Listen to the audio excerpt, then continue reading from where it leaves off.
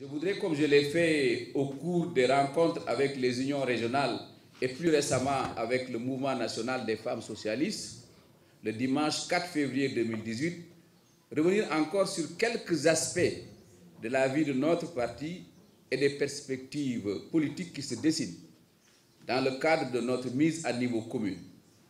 La répétition est pédagogique, comme disent les enseignants. Vous le savez déjà, le bureau politique a pris d'importantes décisions lors de sa session du 30 décembre 2017, parmi lesquelles l'exclusion d'un certain nombre de camarades.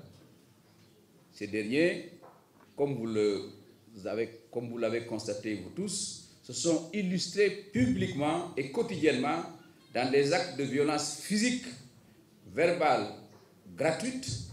Souvenez-vous de l'agression violente, dans des violations répétitives des règles de fonctionnement du parti, des règles de démocratie et de discipline et des dispositions de la charte du militant.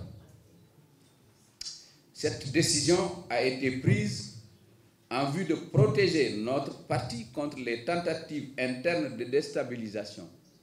Elle a été prise en vue de préserver notre unité et d'assurer la poursuite sereine des objectifs stratégiques que nous nous sommes librement fixés dans le cadre des orientations dégagées par nos instances habilitées à travers des procédures démocratiques éprouvées. Cette page étant définitivement tournée, nous nous sommes désormais engagés dans la phase préparatoire de notre 16e congrès ordinaire, en posant méthodiquement les jalons de ce processus. À cet égard, les rencontres de proximité qui ont démarré depuis le 18 janvier 2018 se poursuivront et se prolongeront par des tournées d'animation et de mobilisation à la base au cours de la période de vente des cartes.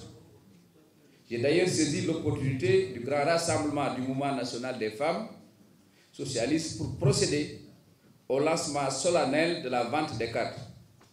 Je précise que cette opération a la particularité d'être couplée à la création d'une base de données permettant à terme d'avoir la maîtrise de nos effectifs militants et leur localisation à travers les différentes structures. Vision socialiste doit y jouer naturellement un rôle de premier plan. À ce sujet, la Commission nationale de contrôle et de suivi de la vente des cartes tiendra dès cet après-midi sa première réunion de réglage. J'ai en outre convoqué en Assemblée générale de mise à niveau les secrétaires généraux de coordination le samedi 17 février 2018 pour une bonne maîtrise, pour une bonne mise en œuvre des dispositions de la circulaire sur la vente des cartes. Contrairement aux opérations précédentes, cela vous devez le savoir, celle-ci devra se dérouler, je parle de la vente des cartes, dans un espace temporel exceptionnellement réduit à 3 mois, permettant de renouveler les instances de base et de poser tous les actes statutaires avant la tenue du 16e congrès ordinaire prévu à la fin du mois de juin.